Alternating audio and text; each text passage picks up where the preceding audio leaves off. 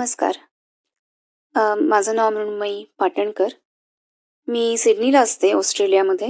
बरीच वर्ष झाली 2005 मध्ये इथे आले आणि शिक्षणासाठी आले आणि जेव्हापासून आले तेव्हापासून घर, इंडिया, आई-बाबा सगळ्यांना खूप खूप मिस करत होते. बरीच वर्ष हा विचार करत होते, की परत पुण्याला जाऊया, कायमचं राहायला. अ, ते काही जमलं नाही. पण मग जेव्हा तो डिसिजन घेतला फायनली, की आता आता नाही जमणार आपल्याला, आता कारणं काही असोत, पण आता नाही शक्य. तेव्हा असं वाटलं, की इतके वर्ष मनात जे काही विचार चालले होते, ते कुठेतरी व्यक्त करायला हवेत. कारण माझ्यासारखे अनेक लोकं असतात, जे आजकाल तर खूपच झालेत, जे बाहेर जाऊन सेटल झालेत आणि का माहीत नाही आपल्याकडच्या सीरियल्समध्ये, मूव्हीजमध्ये बाहेर राहणाऱ्या लोकांवर कायम एक निगेटिव्ह काहीतरी लाईटमध्ये दाखवलं जातं त्यांना, की कसं सगळ्यांना सोडून आपली आपण मजा मारत बाहेर राहतायत किंवा प्रेम संपलंय अशा टाईपनी जे दाखवलं जातं. ते बघून खूप वाईट वाटायचं कारण की असं अजिबातच नसतं. इनफॅक्ट बाहेर राहून आम्ही खूप जास्त विचार करतो, खूप जास्त आठवण येते सगळ्यांची. प्रेम संपलं हे तर म्हणजे कंप्लीटली चुकीचं आहे.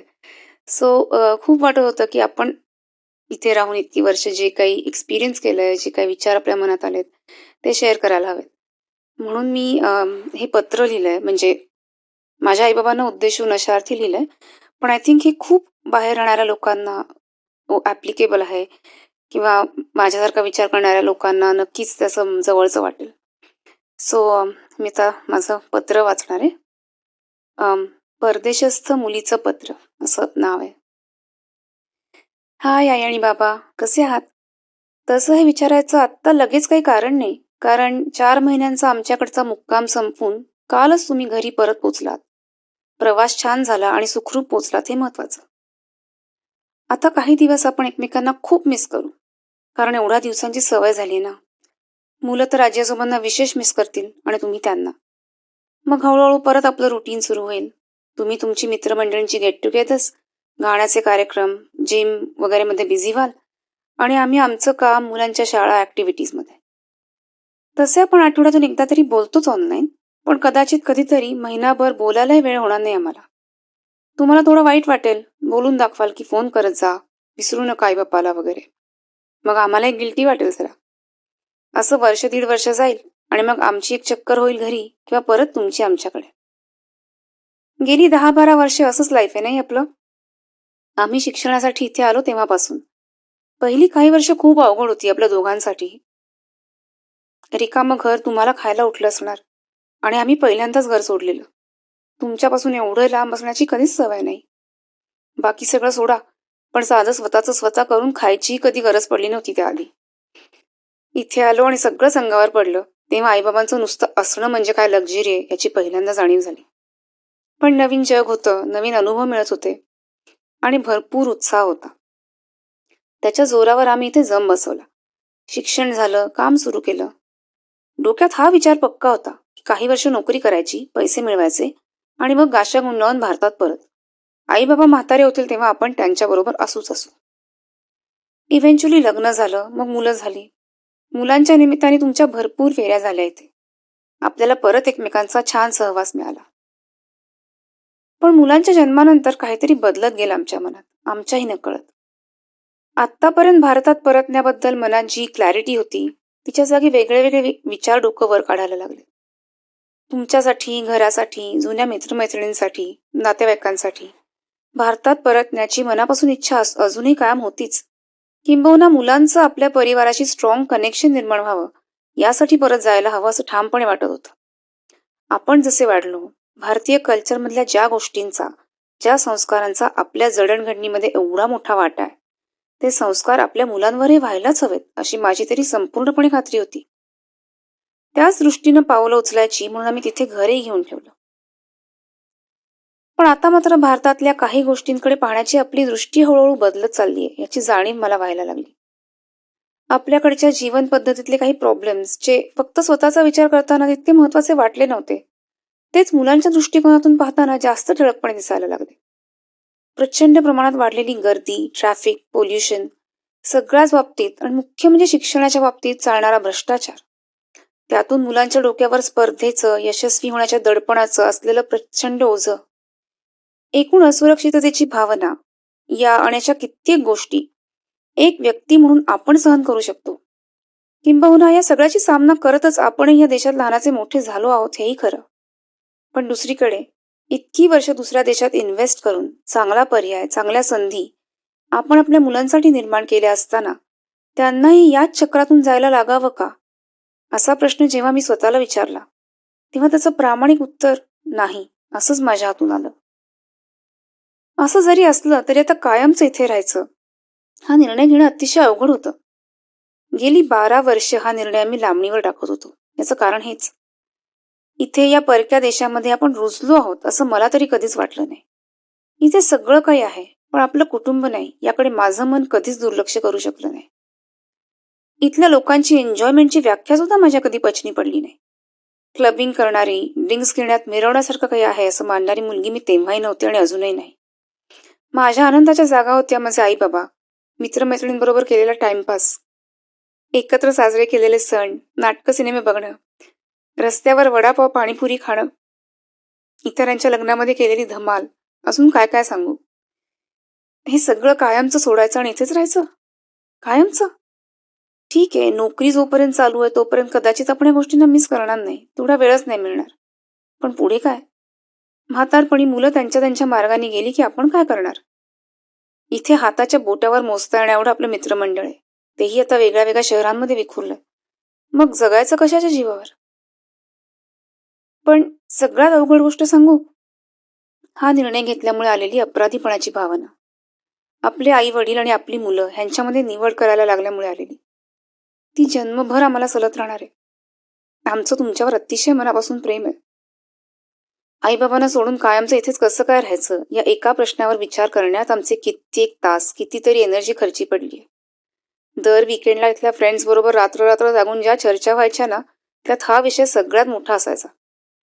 आम्ही आता आईबाप आहोत, मुलांवरचं प्रेम म्हणजे काय असतं, ती अटॅचमेंट कशी असते याची आम्हालाही थोडीशी टेस्ट मिळाली. कालांतराने आपले आईवडील म्हातारे होतील, आत्ता त्यांना रिकाम पण जाणवतंय, पण काही काळानं आपली खरी खुरी फिजिकल गरज पडेल, तेव्हा आपण वेळेला जाऊ शकू ना. अचानक त्यांच्या तब्येतीचं काही कमी जास्त तर नाही ना होणार? देव न करो, पण रात्री अपरात्री फोन तर नाही ना येणार? काही न बोलताच निरोप घ्यावा लागला तर? हे असे विचार मनात येऊ द्यायचे नाहीत म्हणलं तरी ब्रह्मराक्षसासारखं त्यांचं अस्तित्व सतत मनाच्या एका कोपऱ्यात जाणवत असतं. खरं तर तुम्ही इथे आमच्याबरोबर राहायला आलेलं आम्हाला अगदी मनापासून आवडेल, पण तुमचं मन इथे रमणार नाही हे माहिती आहे आम्हाला. माझा ना एक श्रीलंकन बॉस होता, त्याची स्टोरी सेम अशीच. तो हट्टानं त्याच्या आई वडिलांना इकडे घेऊन आला. मला सांगत होता की ते कधीच इथे रमले नाहीत.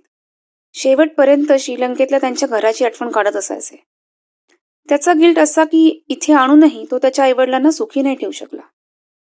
मला म्हणाला की आयुष्यभर हा गिल्ट राहील मनात. तसंच तुमच्यावर हा निर्णय जबरदस्तीनं लादून आम्ही जिंकणार नाही याची आम्हाला जाणीव आहे. असं सगळं असूनही आम्ही इथे राहायचा निर्णय घेतलाय. का? मला असं वाटतं की हा निसर्गाचा नियम आहे. प्रत्येक पिढी ही पुढच्या पिढीचा विचार करून निर्णय घेत असते. मागच्या पिढीशी नातं कितीही घट्ट असलं तरी जेव्हा प्रायोरिटी द्यायची वेळ येते ना, तेव्हा ती पुढच्या पिढीलाच द्यावी लागते किंवा दिली जाते. तुमचंही तसंच नाही का? तुम्ही दोघंही खेडेगावातून पुण्यात आलात, शिक्षणासाठी, नोकरीसाठी, आमच्यासारखंच. मग आमचा जन्म झाल्यावर तुम्ही तुमच्या गावाला परत गेला असतात आम्हाला घेऊन. आम्हाला चांगल्या संधी मिळाव्यात, आमच्या आयुष्याला वेगळी दिशा मिळावी म्हणून तुम्ही जसे गाव सोडून शहरात स्थलांतरित झालात, तसाच आम्ही आमच्या मुलांसाठी देश सोडण्याचा निर्णय घेतलाय. आता हा फरक आहेच की आपल्यातलं अंतर खूप जास्त आहे. तुम्ही मनात आलं की तास 2 तासात तुमच्या आईवडिलांना भेटू शकत होतात. ती लिबर्टी आम्हाला नाही. आणि याचं जेवढं दुःख तुम्हाला आहे ना, तेवढंच आम्हालाही आहे.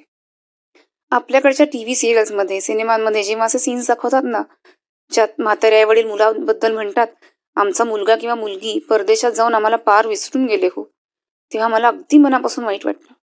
मला मान्य आहे की जगात अशी मुलं नक्कीच आहेत. आणि फक्त भारतातच नाही तर इतर कुठल्याही देशांमध्ये अशी मुलं सापडतीलच. पण याच एका तराजूमधून सगळ्यांना तोलणं चुकीचं नाही का? आमच्यासारख्यांचं काय, ज्या आई वडिलांना मुळीच विसरले नाहीयेत? उलट आई वडील आणि आपली मुलं यांच्यामध्ये निवड करायला लागल्यामुळे आयुष्यभर अपराधीपणाची भावना घेऊन जगणार आहेत. तुमची खूप खूप आठवण येते आम्हाला. आजारी पडलं की रात्र रात्र उशाशी बसून तुम्ही केलेली जागरणं आठवतात. कधी काही मनाविरुद्ध घडलं की तुम्ही समजावलेलं आठवतं. अपयश आलं तर तुम्ही दिलेलं प्रोत्साहन आठवतं. आम्हाला घेऊन केलेल्या ट्रिप्स आठवतात. अवघड आर्थिक परिस्थितीतही आमच्या गरजांना प्राधान्य दिलेलं आठवतं. कधीही काही अडचण आली तर पर्वतासारखा खंबीर आधार होता तुम्ही आमचा आणि अजूनही आहात. या प्रेमाची कुठेही रिप्लेसमेंट मिळणं शक्य नाही हेही पुरेपूर माहिती आहे आम्हाला. हे प्रेम हाच तर आमच्या जगण्याचा बेसिस आहे. मग आम्ही तुम्हाला विसरलो असं कसं? तुम्ही जो ठेवा आम्हाला दिलाय तोच आम्ही आमच्या मुलांना द्यायचा प्रयत्न करतोय. त्यांचा रॉक सॉलिड सपोर्ट बनण्याचा प्रयत्न करतोय. उद्या तीही आम्हाला सोडून दुसऱ्या देशात जातील कदाचित. त्यांना काही वेगळी क्षितिज खुणावतील. मग आम्ही तुमच्या जागी असू. आम्हाला हे स्वीकारणं कदाचित तुमच्यापेक्षा सोपं जाईल, कारण तशी मानसिक तयारी आमची आमच्या स्वतःच्या अनुभवामुळे झाली असेल किंवा नाही जाणार, कोणास ठाऊक. माझं म्हणणं हे जरा हास्यास्पद वाटेल तुम्हाला, पण मला तुमचा हेवा वाटतो कधी कधी. तुमची मुलं तुमच्यापासून लांब गेली आहेत खरी, पण तुम्हाला किमान तुमची जागा माहितीये. तुमची स्वतःची हक्काची जागा. तुमच्या अवतीभोवती तुम्ही जोडलेली कितीतरी माणसं आहेत जी एका हाकेत तुमच्यासाठी धावून येतील. आम्ही तुमच्या वयाचे होऊ ना, तेव्हा आमची मुलं तर नसतीलच कदाचित आमच्यापाशी. शिवाय मोजके 4 मित्र सोडले तर बाकीही फार कोणी नसेल. कारण इथल्या लोकांची तशी मैत्री, तसे संबंध निर्माण होऊच शकत नाही. ही आमची हक्काची जागा नाही आणि कधी होणारही नाही. एवढं सगळं बोलण्याचं प्रयोजन हे की आमच्यासारख्या देश सोडून गेलेल्या अनेक मुलांकडे एकाच चष्म्यातून प्लीज बघू नका. प्रत्येकाची कारणं वेगळी असतील, परिस्थिती वेगळी असेल, पण किमान 90% मुलांना हा पर्याय निवडताना आई वडिलांना मागे सोडायला लागल्यामुळे जेन्युइनली दुःख झालंय. त्यातून कुठलीही सपोर्ट सिस्टीम नसल्यामुळे इथे येणारी आव्हानं वेगळीच. ही परिस्थिती बदलणं आता दोघांच्याही हातात नसलं तरी त्यांचं तुमच्यावर तितकंच प्रेम आहे तुमच्यापर्यंत पोहोचवणं मला गरजेचं वाटलं. आमची बाजू मांडणं गरजेचं वाटलं म्हणून हा प्रपंच. आपल्या भारतीय संस्कृतीमध्ये प्रेम व्यक्त करण्याची पद्धत नाही. प्रत्येक वेळी फोनवर बोलून झाल्यावर लव्ह यू म्हणलं की ते प्रेमाचं प्रदर्शन वाटतं आपल्या लोकांना. पण कधीच व्यक्त केलं नाही तर प्रेम आहे हे समजणार कसं? त्यामुळे आज सांगतेय, आम्ही तुमच्या जवळ नसलो तरी आमचं तुमच्यावर खूप खूप प्रेम आहे. तुमच्या वेळेला धावून येण्यासाठी आम्ही आकाश पाताळ एक करू. पण तरीही काही कारणानं पोचू नाही शकलो तर प्रेम नाही म्हणून आलो नाही असा गैरसमज प्लीज करून घेऊ नका. बाकी मस्त मजेत राहा आणि तब्येतीची काळजी घ्या. आपल्याला अजून खूप साऱ्या ट्रिप्स करायच्या आहेत. मुलांना आजी आजोबांकडून भरपूर लाड करून घ्यायचे आहेत. खूप सारा एकत्र वेळ घालवायचा आहे. त्यामुळे तुम्ही फिट राहण्याला पर्याय नाहीये. सो आत्तापुरतं अच्छा बाय बाय. पुढच्या ट्रिपपर्यंत. तुमची तुम्हाला अजिबात न विसरलेली परदेशस्थ मुलगी. थँक्यू.